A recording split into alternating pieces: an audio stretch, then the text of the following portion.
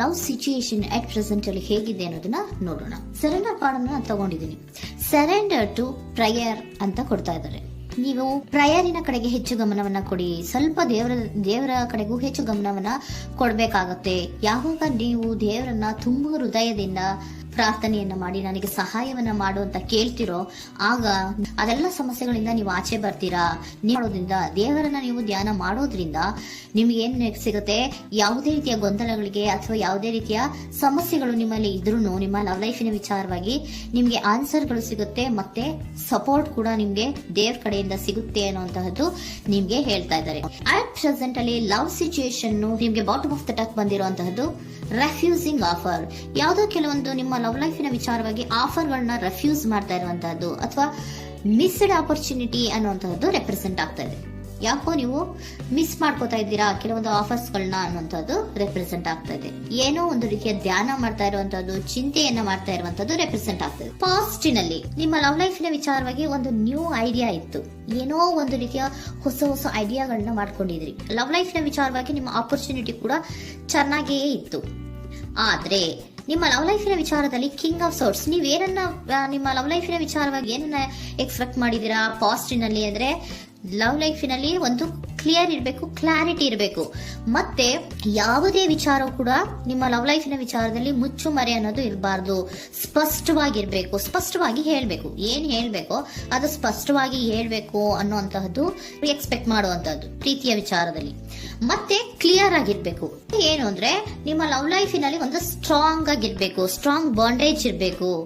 ಮತ್ತೆ ಯಾವುದೇ ರೀತಿಯ ಚೈಲ್ಡಿಶ್ ಬಿಹೇವಿಯರ್ ಅನ್ನ ಮಾಡಬಾರ್ದು ಅನ್ನೋದು ಪಾಸ್ಟಿನಲ್ಲಿ ನೀವು ಎಕ್ಸ್ಪೆಕ್ಟ್ ಮಾಡಿರೋಂಥದ್ದು ರೆಪ್ರೆಸೆಂಟ್ ಆಗ್ತಾ ಇದೆ. ನೀವು ಅದೆಲ್ಲ ಎಕ್ಸ್ಪೆಕ್ಟ್ ಮಾಡಿದಾಗ ಯಾವಾಗ ನಿಮ್ಗೆ ಅದು ಸರಿ ಹೋಗಲ್ಲ ಅನಿಸ್ತೋ ಆಗ ನೀವು ಪ್ರೀತಿಯಿಂದ ಮುಂದೆ ಬಂದಿರುವಂತಹದ್ದು ಬಿಟ್ಟು ಮುಂದೆ ಬಂದಿರುವಂತಹದ್ದು ರೆಪ್ರೆಸೆಂಟ್ ಆಗ್ತದೆ. ಮೋಸ್ಟ್ ಪ್ರಾಬಬಲಿ ನಿಮ್ಮ ಕೆಲವೊಬ್ಬರಿಗೆ ಈಗ ಆಲ್ರೆಡಿ ಕೆಲವೊಂದು ರೀತಿಯ ಬ್ರೇಕಪ್ ಗಳು ಆಗಿರಬಹುದು, ಕಮ್ಯುನಿಕೇಶನ್ ಇಲ್ಲದೆ ಇರುವಂತಹದ್ದು ರೆಪ್ರೆಸೆಂಟ್ ಆಗ್ತಾ ಇದೆ. ಮೋಸ್ಟ್ ಪ್ರಾಬಬಲಿ ನೀವು ಇವಾಗ ಇಬ್ರು ಕೂಡ ನೀವು ಮಾತಾಡದೆ ಇರುವಂತಹದ್ದು ರೆಪ್ರೆಸೆಂಟ್ ಆಗ್ತಾ ಇದೆ. ಸೊ ಯಾವುದೇ ರೀತಿಯ ಕಾಂಟ್ಯಾಕ್ಟ್ ಅಲ್ಲಿ ಇಲ್ಲದೆ ಇರುವಂತಹದ್ದು ರೆಪ್ರೆಸೆಂಟ್ ಆಗ್ತಾ ಇದೆ. ನೋಡಿ, ಮುಂದೆ ಮುಂದೆ ಬರ್ತಾ ಇರುವಂತಹದ್ದು ರೆಪ್ರೆಸೆಂಟ್ ಆಗ್ತಾ ಇದೆ. ಯಾಕೋ ತುಂಬಾ ಬೇಜಾರಲ್ಲಿ ಇರುವಂತಹದ್ದು. ಪಾಸ್ಟಿನಲ್ಲಿ ಕೂಡ ನೀವು ಲವ್ ಲೈಫಿನ ವಿಚಾರವಾಗಿ ಕೆಲವೊಬ್ರು ಬೇಜಾರಲ್ಲಿ ಇರುವಂತಹದ್ದು ರೆಪ್ರೆಸೆಂಟ್ ಆಗ್ತಾ ಇದೆ. ಯಾಕೋ ಕ್ಲಾರಿಟಿ ಇಲ್ಲ, ಕ್ಲಿಯರ್ ಆಗಿರ್ಬೇಕು, ಸ್ಪಷ್ಟವಾಗಿರ್ಬೇಕು. ಏನ್ ಮಾತಾಡಿದ್ರು ಅದರಲ್ಲಿ ಯಾವುದೇ ರೀತಿಯ ಮುಚ್ಚುಮರೆ ಇರಬಾರ್ದು ಅನ್ನೋದು ನೀವು ಎಕ್ಸ್ಪೆಕ್ಟ್ ಮಾಡುವಂತಹದ್ದು. ಪಾಸ್ಟಿನಲ್ಲಿ ಕೂಡ ನಿಮ್ಗೆ ಸ್ವಲ್ಪ ಬೇಜಾರುಗಳಾಗಿರುವಂತಹದ್ದು ರೆಪ್ರೆಸೆಂಟ್ ಆಗ್ತಾ ಇದೆ. ಅಟ್ ಪ್ರೆಸೆಂಟಿನಲ್ಲಿ moon card, 9 of swords, 6 of swords ಬಂದಿದೆ. ಮೂನ್ ಕಾರ್ಡ್ ಏನನ್ನ ರೆಪ್ರೆಸೆಂಟ್ ಮಾಡುತ್ತೆ? ಇಲ್ಯೂಷನ್ ಅನ್ನ ರೆಪ್ರೆಸೆಂಟ್ ಮಾಡುತ್ತೆ, ಕೆಲವೊಂದು ರೀತಿಯ ಭ್ರಮೆಗಳನ್ನ ರೆಪ್ರೆಸೆಂಟ್ ಮಾಡುತ್ತೆ, ಆತಂಕಗಳನ್ನ ರೆಪ್ರೆಸೆಂಟ್ ಮಾಡುತ್ತೆ. ಮತ್ತೆ ನಿಮ್ಮ ಲವ್ ಲೈಫಿನ ವಿಚಾರದಲ್ಲಿ ಯಾವುದೇ ರೀತಿಯ ಸ್ಥಿರವಾಗಿ ಇಲ್ಲ, ಯಾವುದು ಕರೆಕ್ಟ್ ಆಗಿ ಇಲ್ಲದೆ ಇರುವಂತಹದ್ದು ನಿಮ್ಗೆ ರೆಪ್ರೆಸೆಂಟ್ ಆಗ್ತಾ ಇದೆ. ನೆಕ್ಸ್ಟ್ ಕಾರ್ಡ್ ಏನ್ ಬಂದಿದೆ? ಸೆಕೆಂಡ್ ಕಾರ್ಡ್ 9 of swords ಬಂದಿದೆ. ಇದರಲ್ಲೂ ಕೂಡ ನಿಮ್ಗೆ ಆತಂಕ ಇತ್ತು, ಇದರಲ್ಲೂ ಕೂಡ ಆತಂಕ ಇದೆ, ಭಯ ಇದೆ, ಕರೆಕ್ಟ್ ಆಗಿ ನೀವು ನಿದ್ರೆ ಮಾಡ್ತಾ ಇಲ್ಲ, ಯೋಚನೆ ಮಾಡ್ತಾ ಇರುವಂತಹದ್ದು ಈ ಎರಡೂ ಕಾರ್ಡ್ಗಳಲ್ಲೂ ರೆಪ್ರೆಸೆಂಟ್ ಆಗ್ತದೆ. ಇದರಲ್ಲೂ ಆತಂಕಗಳಿದೆ, ಇದರಲ್ಲೂ ಆತಂಕ. ಅಟ್ ಪ್ರೆಸೆಂಟಿನಲ್ಲಿ ಕೆಲವೊಂದು ರೀತಿಯ ವಿಚಾರಗಳಲ್ಲಿ ಭಯವನ್ನ ಪಡ್ತಾ ಇರುವಂತಹದ್ದು ರೆಪ್ರೆಸೆಂಟ್ ಆಗ್ತಾ ಇದೆ. 6 of swords ಕೂಡ ಏನಾಗ್ತಾ ಇದೆ? ಮೂವಿಂಗ್ ಆನ್, ಮುಂದೆ ಹೋಗ್ತಾ ಇರುವಂತಹದ್ದು, ಬೇಜಾರಿಂದ ನೀವು ಮುಂದೆ ಮುಂದೆ ಹೋಗ್ತಾ ಇರುವಂತಹದ್ದು ರೆಪ್ರೆಸೆಂಟ್ ಆಗ್ತದೆ. ಅಟ್ ಪ್ರೆಸೆಂಟಿನಲ್ಲಿ ಯಾವುದೇ ರೀತಿಯ ಸಮಾಧಾನದಿಂದ ಇದ್ದಿರುವಂತಹದ್ದು ಈ ರೀಡಿಂಗ್ ಗಳಲ್ಲಿ ಕಾಣಿಸ್ತಾ ಇಲ್ಲ. ಓಕೆನಾ? Take it resonate. ನಿಮ್ಗೆ ರೆಸೋನೇಟ್ ಆದ್ರೆ ಮಾತ್ರ ತಗೊಳ್ಳಿ. ನೆಕ್ಸ್ಟ್ ಕಾರ್ಡ್ ಇಮಿಡಿಯೇಟ್ ಫ್ಯೂಚರ್ ನ ಬಗ್ಗೆ ನೋಡೋದಾದ್ರೆ ನೈಟ್ ಆಫ್ ಸೋರ್ಸ್ ಬಂದಿದೆ.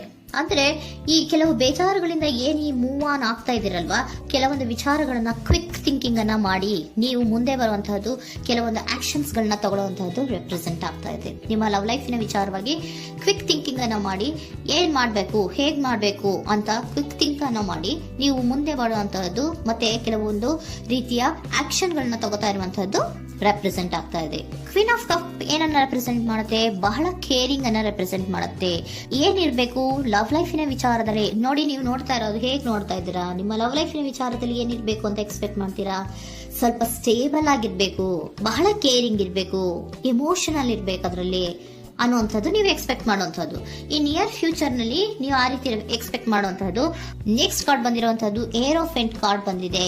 ಏರೋಫೆಂಟ್ ಕಾರ್ಡ್ ಏನನ್ನ ರೆಪ್ರೆಸೆಂಟ್ ಮಾಡುತ್ತೆ? ಕೆಲವೊಂದು ವಿಚಾರಗಳ ಬಗ್ಗೆ ತಿಳ್ಕೊತಾ ಇರುವಂತಹದ್ದು, ಏನೋ ಕೆಲವು ವಿಚಾರಗಳ ಬಗ್ಗೆ, ನಿಮ್ಮ ಲವ್ ಲೈಫಿನ ವಿಚಾರಗಳ ಬಗ್ಗೆ ತಿಳ್ಕೊತಾ ಇದ್ದೀರಾ. ಏನಾಗಿದೆ, ಹೇಗಾಗಿದೆ, ಸ್ವಲ್ಪ ಆಕ್ಷನ್ಸ್ ಅನ್ನ ತಗೋಬೇಕು ಅಂದ್ರೆ ನಾನು ಸ್ವಲ್ಪ ಕೇರ್ ಅನ್ನ ಮಾಡಬೇಕು, ಸ್ಟೇಬಲ್ ಆಗಿರ್ಬೇಕು ಅಂದ್ರೆ ಸ್ವಲ್ಪ ನಾನು ಕೇರ್ ಅನ್ನ ಮಾಡಬೇಕು, ಆಕ್ಷನ್ ಅನ್ನ ತಗೋಬೇಕು ಅನ್ನೋಂತಹ ನಿರ್ಧಾರಗಳನ್ನ ನೀವು ಮಾಡ್ತಾ ಇರುವಂತದ್ದು ರೆಪ್ರೆಸೆಂಟ್ ಆಗ್ತಾ ಇದೆ. ಹಾಗಿದ್ರೆ ಏಂಜಲ್ ಗೈಡೆನ್ಸ್ ಏನ್ ಕೊಡ್ತಾರೆ? Are you ready? ನೀನು ರೆಡಿಯಾಗಿದ್ದೀರಾ ನೀವು ಅಂತ ಕೇಳ್ತಾ ಇದ್ದಾರೆ ಏಂಜಲ್ಸ್ಗಳು. ಅಂದ್ರೆ ಏನು, ನೀನ್ ಇಲ್ಲೇ ಕುತ್ಕೊಂಡು ಅಳ್ಕೊಂಡು ಬೇಜಾರು ಮಾಡ್ಕೊಂಡು ಕುತ್ಕೊಳ್ಳೋದು ಬೇಡ, ಸ್ವಲ್ಪ ನೀನು ಮುಂದೆ ಮೂವ್ ಆಗು. ಅಲ್ಲಿರೋದ್ರಿಂದ ಏನು ಪ್ರಯೋಜನ ಇಲ್ಲ. Are you ready? ನೀವು ರೆಡಿ ಆಗಿದ್ದೀರಾ? Within the next few weeks, ಕೆಲವೊಂದು ವೀಕ್ಗಳಲ್ಲಿ, ಕೆಲವೊಂದು ವಾರಗಳಲ್ಲಿ ನೀವು ಏನಾಗ್ತೀರಾ? ಅಬಂಡೆನ್ಸ್, ಸಾಮರಸ್ಯ ಅನ್ನೋದು ಇರುತ್ತೆ. ಇಂಪ್ರೂವಿಂಗ್ ಹೆಲ್ತ್ ಅಂದ್ರೆ ಏನು, ನೀವು ಯೋಚನೆ ಮಾಡಿ ಮಾಡಿ ಮಾಡಿ ಏನ್ ನೀವು ಈ ಆರೋಗ್ಯವನ್ನ ಹಾಳು ಮಾಡ್ಕೊಂತ ಇದ್ದೀರಾ. ಸೊ ಇಂಪ್ರೂವಿಂಗ್ ಹೆಲ್ತಿನ ಕಡೆಗೆ ಗಮನವನ್ನ ಕೊಡಿ. ಆತಂಕವನ್ನ ಮಾಡ್ಕೊಂಡು ಭಯವನ್ನ ಪಡ್ಕೊಂಡು ಮುಂದೆ ಹೋಗ್ಬೇಕಲ್ಲ ಅಂತ ನೀವು ದಿನ ದಿನ ಹೆಂಗೆ ಕಾಲವನ್ನ ಮುಂದೆ ಹಾಕ್ತಾ ಇದ್ರೋ, ಅದಕ್ಕೆ ಏನ್ ಹೇಳ್ತಾ ಇದ್ದಾರೆ? Are you ready? ಮುಂದೆ ಬರೋದಕ್ಕೆ ನೀನ್ ರೆಡಿ ಆಗು. ನೀವ್ ಅಲ್ಲೇ ಕೂತಿರೋದ್ರಿಂದ ಯಾವುದೇ ರೀತಿಯ ಪ್ರಯೋಜನ ಇಲ್ಲ. ಸ್ವಲ್ಪ ನಿಮ್ಮ ಹೆಲ್ತಿನ ಕಡೆಗೆ ಗಮನವನ್ನ ಕೊಡಿ. ಸಮೃದ್ಧಿ ಅನ್ನೋದು ಬಂದೇ ಬರುತ್ತೆ, ಸಾಮರಸ್ಯ ಅನ್ನೋದು ಇದ್ದೇ ಇರುತ್ತೆ ಅನ್ನೋದು ಹೇಳ್ತಾ ಇದ್ದಾರೆ.